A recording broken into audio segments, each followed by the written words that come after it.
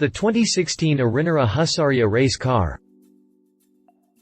Polish newcomer Arrinera has been teasing us with its first supercar since 2011. At first showcased as the Venocara Concept, it then morphed into the Hussarya, a name that pays tribute to Poland's 17th-century cavalry, the Hussars.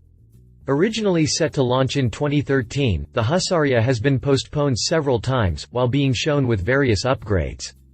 Now, as Arrinera said it will finally commence production in 2016, the Hussarya receives a racing version, which was showcased at the Poznan Auto Show in Poland.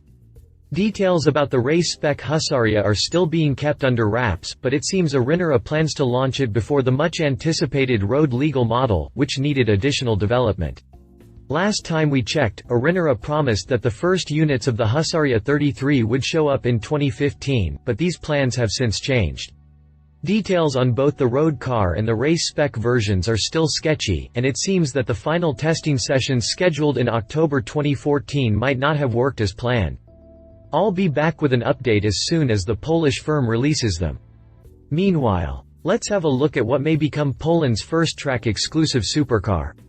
Continue reading to learn more about the Arrinera Hussarya race car. Exterior. While the overall shape and most of the features are identical to the Hussarya 33, a significant number of body panels and details have been redesigned with racing in mind. Up front there's a new bumper with a massive splitter, redesigned headlamps, and a new hood with race-spec pins. Differences continue on the sides, with beefier side skirts, aerodynamically optimized mirrors, and lightweight, race-spec wheels wrapped in Michelin tires. Around back, the most notable changes include a fixed rear wing, a big diffuser, and a center-mounted exhaust. The engine lid also appears to have been redesigned. Lastly, the supercar is wrapped in a matte gray livery with red and white accents on the nose, doors, and rear wing. Visually at least, all it needs is a racing number and a few more sponsor decals and it's ready to hit the track. Interior. There's no word as to what this race car might feature on the inside, but, then again, it's the same thing with the road-going version too. My guess is that the race car will keep some of the road car's features, but since there are no photos of the Hussarya's interior, I don't have a clue as to what these might be. Styling aside though, I expect Arrinera will use a full roll cage, motorsport seats with multi-point harnesses, a simple instrument cluster, and lightweight door panels. There should be plenty of carbon fiber and no convenience features whatsoever. Of course, the presence of some features depends on whether Arrinera plans to race this car in an FIA series or just sell it as a track-only car to regular customers. At this point, there is no specific info about its actual purpose. Drivetrain. The drivetrain of this race-spec Hussarya is still a mystery, but it's safe to assume it's a modified version of the road car's V8 unit.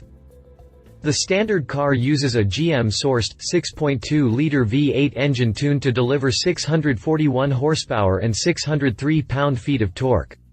In this configuration, the Hussarya hits 62 miles per hour in 3.2 seconds, 124 miles per hour in 8.9 seconds, and a top speed of 211 miles per hour.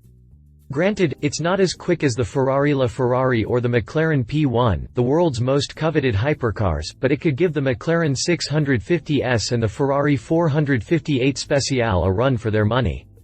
Arrinera will also offer an upgraded powerplant with 690 horses, but details are still slim.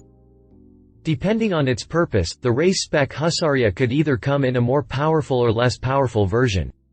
A customer track car could focus on a more powerful engine, while an FIA-approved vehicle will have to comply with certain rules, including having a detuned engine. Again, it all depends on where Arrinera plans to race it. Either way, the race car should tip the scales at less than £3,000. Prices. Arrinera hasn't said a thing about pricing, but I wouldn't be surprised if each race car would cost in excess of $500,000, or about twice as much as the standard model. Given this brand has no cachet whatsoever, production should be extremely limited, which would translate into an expensive sticker. Competition. McLaren 650S Sprint. The race-spec Hussarya may seem a bit too extreme compared to the road vehicle, but it's likely Arrinera is actually working on a track day model rather than a full-fledged race car for FIA's GT3 class. That said, the McLaren 650S Sprint seems like a likely competitor here. It's not as wild as the FIA spec GT3, but it's significantly more aggressive than the standard version. It has a new front bumper and hood, GT3-like fenders, a race-spec diffuser and a large, fixed rear wing. Its aerodynamics have been optimized for track use and the curb weight lowered for increased performance. The cockpit has been stripped of all the unnecessary parts and equipped with an FIA-approved roll cage and a carbon fiber racing seat. Motivation is provided by the same twin-turbo, 3.8-liter V8 with 640 horsepower and 500 pound-feet of torque. The Sprint also features motorsport wheels, a lower ride height, recalibrated damping, revised spring rates, and a specifically developed braking system. Pricing starts at £198,000, about $302,250 before options. Find out more about it in our review here. Ferrari 458 Challenge Evoluzione. Developed as a track-focused version of the 458 Speciale, the Challenge Evoluzione is sold through a program similar to the 650S Sprints. The only difference is that the Italian racer gets to compete in a one-make series with their buyers behind the steering wheel. The Challenge Evoluzione bridges the gap between the road-legal 458 Speciale and the company's GT2 cars, which are eligible for the LMGTE class. The race car features the same 4.5-liter V8 engine fitted in the rest of the 458 family, with 562 horsepower and 398 pound-feet of torque on tap. Updates include an aerodynamic body kit that includes a fixed rear wing and a new splitter.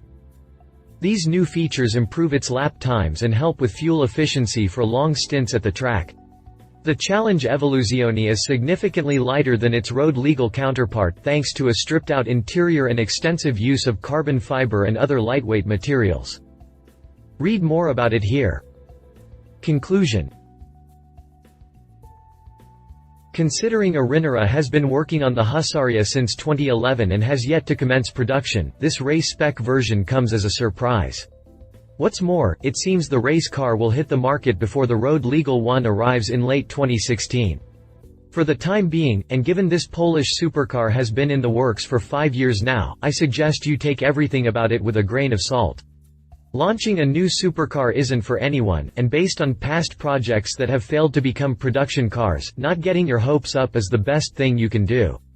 That's not to say I don't want the Hussarya to happen, I just need to see it on the road and the track to believe it.